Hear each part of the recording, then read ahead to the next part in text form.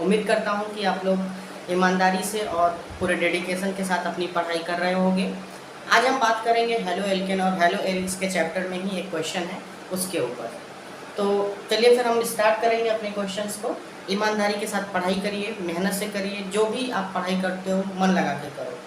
हम नहीं कहते कि आप 4 घंटे 5 घंटे डेली अपने पढ़ाई पे दो, लेकिन जो भी टाइम दो आप 5 ही मिनट दो, लेकिन ईमानदारी से दो, पूरे कंसंट्रेशन के साथ और फुल ऑफ एनर्जी के साथ दो।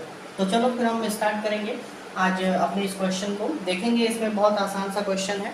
क्वेश्चन ये है कि आपको क्या करना है, ये जो नीचे कंपाउंड दिया हुआ है इनको इनके इंक्रीजिंग बॉइलिंग पॉइंट के आधार पे अरेंज करना है। जैसे पहला क्वेश्चन हमारा है अरेंज इस set of the compound in order of increasing boiling point. पहला क्वेश्चन है ब्रोमोमेथेन, ब्रोमोफॉर्म, क्लोरोमेथेन और डाइब्रोमोमेथेन, इनको इनके इंक्रीजिंग ऑर्डर के आधार पे अरेंज करना है। ठीक है, इंक्रीजिंग बॉइलिंग पॉइंट के आधार पे। तो सबसे पहले हम अरेंज कर लेते हैं और फिर अरेंज करने के बाद बताएंगे कि क्यों हमने इसका बॉइलिंग पॉइंट कम रखा है, क्यों इसका बॉइलिंग पॉइंट ज़्यादा रखा है। तो सबसे पहले देखते हैं। तो सबसे कम जो बॉइलिंग पॉइंट होगा वो क्लोरोमेथेन का होगा। इसके बाद जो बॉइलिंग पॉइंट होगा वो ब्रोमोमेथेन का होगा। इसके बाद जो होगा वो डाइब्रोमोमेथेन का होगा और फिर जो 4th नंबर पे है वो ब्रोमोफॉर्म। यानी सबसे पहले क्लोरोमेथेन,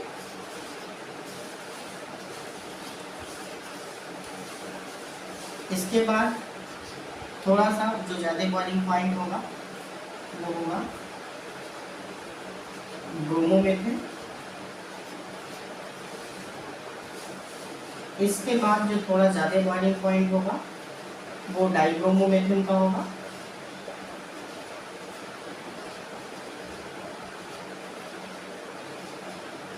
और सबसे ज़्यादा जो बॉइलिंग पॉइंट होगा वो होगा ब्रोमोफॉर्म का। ओके, तो ये बात तो समझ में आ गया। अगर इनको पहले सिर्फ अरेंज करके मैं दिखा रहा हूँ, अब मैं इसके पीछे का रीज़न बताऊंगा कि क्यों मैं इनको इस तरह से अरेंज किया हूँ।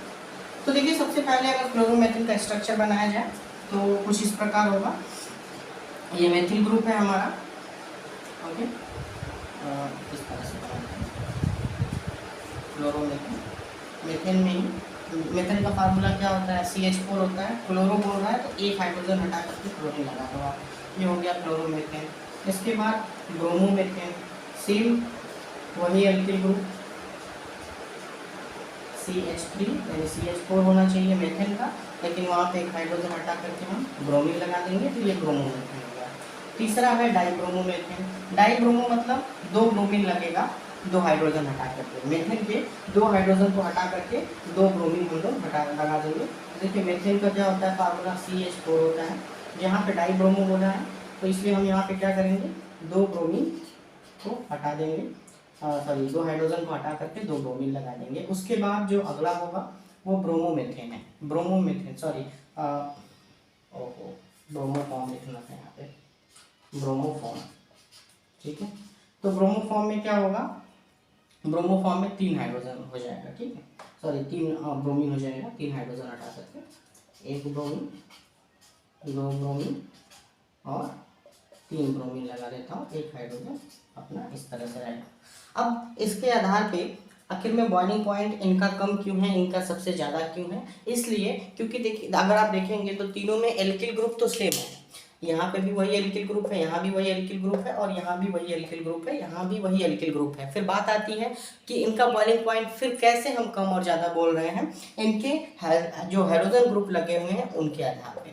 देखिए, जो जैसे जैसे हाइड्रोजन ग्रुप बढ़ते जाएंगे उनका एटॉमिक मास भी बढ़ता जाएगा। जैसे जैसे हाइड्रोजन ग्रुप का एटॉमिक मास बढ़ता जाएगा उनका बॉइलिंग पॉइंट भी बढ़ता जाएगा। अगर आप देखो तो क्लोरीन जो है हमारे पीरियोडिक टेबल में ऊपर है, फ्लोरीन, क्लोरीन, ब्रोमीन, आयोडीन, इस तरह से आपने पीरियोडिक टेबल में देखा होगा, तो उसमें क्लोरीन सबसे ऊपर है। तो क्लोरीन, इसलिए क्लोरीन का जो एटॉमिक मास है वो सबसे कम है इन लोगों की तुलना में, जबकि ब्रोमीन का एटॉमिक मास ज़्यादा है। इसलिए ब्रोमीन का जो बॉइलिंग पॉइंट है वो क्लोरीन के कंपेयर में ज़्यादा है। अब अगले वाले में अगर आप देखो तो यहाँ पे भी ब्रोमीन लगा हुआ है, लेकिन 2 ब्रोमीन लगा है। तो जब 2 ब्रोमीन लगा हुआ है इसका मतलब कि इसका जो मास होगा इससे भी ज़्यादा होगा।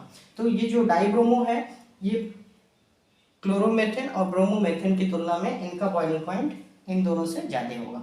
सबसे ज़्यादा बॉइलिंग पॉइंट हमारा होगा ब्रोमो फॉर्म का, जहाँ पे कि हमारे मेथिल ग्रुप से 3 ब्रोमीन लगा हुआ है। तो सबसे ज़्यादा बॉइलिंग पॉइंट किसका होगा? ब्रोमो फॉर्म का होगा। इस तरह से आप अब इसको अरेंज कर सकते हो इनके इंक्रीजिंग एटॉमिक मास के आधार पे। जैसे जैसे हैलोजन ग्रुप का एटॉमिक मास बढ़ता जाएगा वैसे वैसे इनका बॉइलिंग पॉइंट भी बढ़ेगा। अब हम दूसरे वाले में बात करते हैं, सेकेंड वाले में। तो देखिए आप सेकेंड वाले में, इसको रफ कर लो, उसके बाद बताऊंगा ना। तो देखिए सेकेंड वाले में क्या है, 1 chloropropane, isopropyl chloride and 1 bromo 1 chlorobutane. ठीक है, तो सबसे जो कम होगा एटॉमिक बॉइलिंग पॉइंट वो होगा आइसोप्रोपिल क्लोराइड का होगा। इसके बाद होगा 1 क्लोरोब्यूटेन का, प्रोपेन का, और सबसे ज़्यादा जो बॉइलिंग पॉइंट होगा 1 क्लोरोब्यूटेन का होगा। किस तरह से? तो देखिए आइसोप्रोपिल क्लोराइड का सबसे कम होगा बॉइलिंग पॉइंट, आइसोप्रोपिल क्लोराइड का बॉइलिंग पॉइंट सबसे कम होगा। उसके बाद होगा 1 क्लोरोप्रोपेन का। इसके बाद जो सबसे ज़्यादा बॉइलिंग पॉइंट होगा वो 1 क्लोरोब्यूटेन का होगा। अब आखिर में ऐसा क्यों है कि इनका बॉइलिंग पॉइंट ज़्यादा है और उनका बॉइलिंग पॉइंट कम है? इनका उनका मतलब कि इनका मतलब 1 क्लोरोब्यूटेन का बॉइलिंग पॉइंट सबसे ज़्यादा है और आइसोप्रोपिल क्लोराइड का बॉइलिंग पॉइंट बहुत कम है।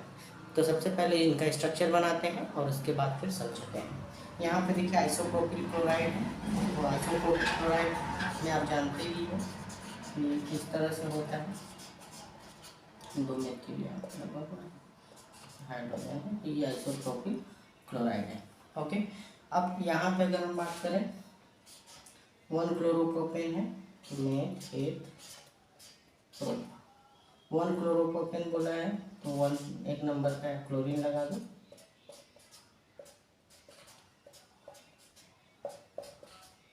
अब पिछले वाले में हमने देखा था हैलोजन के आधार पे कि कैसे हैलोजन का एटॉमिक मास बढ़ रहा था तो उसका बॉइलिंग पॉइंट भी बढ़ता जा रहा था। अब यहाँ पे जो हम लोग देखेंगे वो एल्किल ग्रुप के आधार पे देखेंगे।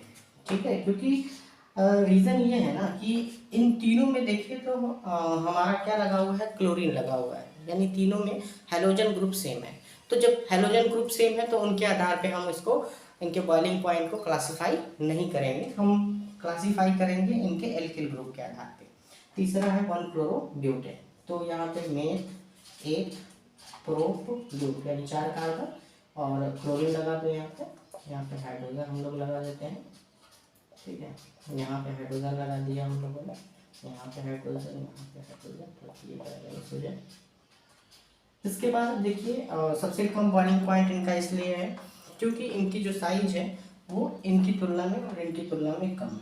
तो जब हमारे एल्किल ग्रुप की साइज कम होगी तो उनका बॉइलिंग पॉइंट भी कम होगा। ठीक है, जाहिर सी बात है, अगर कोई 2 चीज़ है यानी 2 ईंटा है तो उसको अगर 2 ईंट को हमने आपस में जोड़ा हुआ है तो उनको उखाड़ने में ज़्यादा हमें फोर्स नहीं लगाना होगा। वही ढेर सारा एक दीवार बन जाए, पूरा एक बड़ा स्ट्रक्चर हो जाए, यानी कि जो साइज है वो बड़ी हो जाए, पूरा ढेर सारा ईंट आपस में रख के दीवार बना दिया जाए और फिर उस दीवार को तोड़ने की कोशिश की जाए तो ज़्यादा मेहनत लगेगा, तो यानी बॉइलिंग पॉइंट क्या हो जाएगा, उसका ज़्यादा होगा। तो इसी तरह से इनका जो साइज है वो छोटा है। अब यहाँ पे देखिए तो यहाँ पे इनकी साइज काफ़ी बड़ी है, इनकी साइज सबसे ज़्यादा बड़ी है, इसलिए इनका जो बॉइलिंग पॉइंट है वो इस तरह से इंक्रीज करेगा। तो उम्मीद करते हैं कि आपको ये समझ में आ गया होगा। तो मिलेंगे एक नए वीडियो में एक नए क्वेश्चन के साथ, एक नए टॉपिक पे। इसी हेलो एल्केन और हेलो एलिन्स के बचे हुए क्वेश्चंस को सॉल्व कराएंगे। तब तक आप अपना ध्यान रखिए।